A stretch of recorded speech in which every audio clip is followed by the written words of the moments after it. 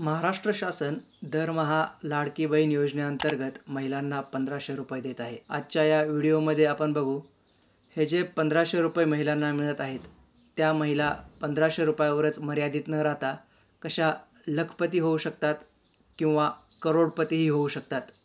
पण ठीक आहे, आपण अगोदर लखपती बघू आणि लखपती समजल्यावर करोडपती आपोआपच लक्षात येईल। मोदी सरकारची जी लखपती दीदी योजना आहे ती ही नाही, ती वेगळी आहे, हे वेगळं आहे। आता तुम्हाला वाटेल आणखी एखादी खोटी बातमी आली वाटतं, कारण सरकारकडून तर अशी कुठली बातमी आली नाही किंवा लाडक्या बहिणींसाठी आणखी एखादा जोक आला वाटतं, तर नाही। आणि हे सरकारकडून नाही तर ते आपल्याला स्वतःला करायचं आहे। यासाठी तुम्हाला एक सोपी गोष्ट करायची आहे, ती म्हणजे जे तुम्हाला दरमहा 1500 रुपये मिळतात महाराष्ट्र सरकारकडून, ते 1500 रुपये तुम्ही गुंतवायचे स्टॉक मार्केटमध्ये, ETF किंवा इंडेक्स फंडमध्ये। आता परत तुम्ही म्हणाल हे काय, पण व्हिडिओ फक्त 4-5 मिनिटाचा आहे, शेवटपर्यंत ऐका आणि सगळं तुमच्या व्यवस्थित लक्षात येईल। तुम्ही म्हणाल सरकार आम्हाला रोजच्या खर्चासाठी हे पैसे देते, ठीक आहे, पण सरकारने तुम्हाला असं कुठलं बंधन तर नाही घातलं ना की हे पैसे तुम्ही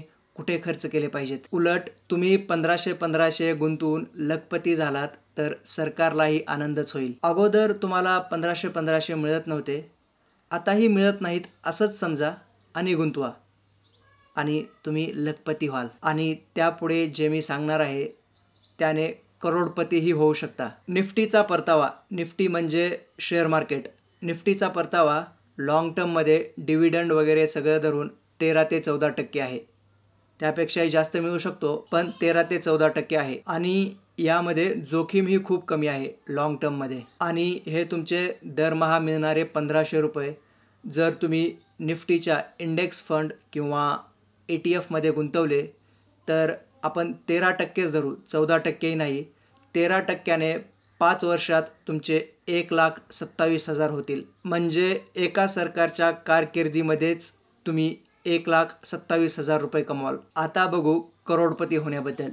हेच 1500 रुपये जर तुम्ही 35 वर्ष गुंतवत राहिलात तर निफ्टीच्या परताव्याप्रमाणे तुम्ही 35 वर्षात 1,28,00,000 रुपये कमवाल। आता हाही प्रश्न येऊ शकतो की 35 वर्ष सरकार 1500 रुपये देईल का?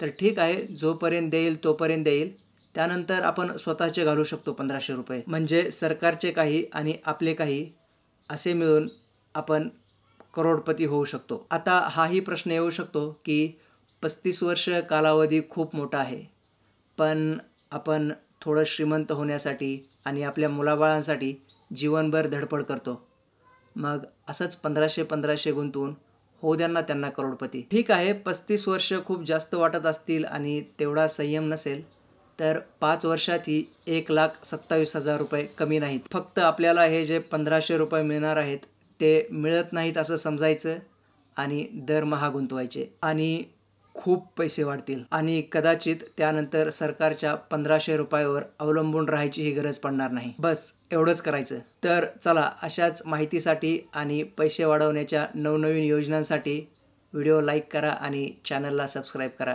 म्हणजे इथून पुढे येणारे व्हिडिओ आपोआप पाहायला मिळतील।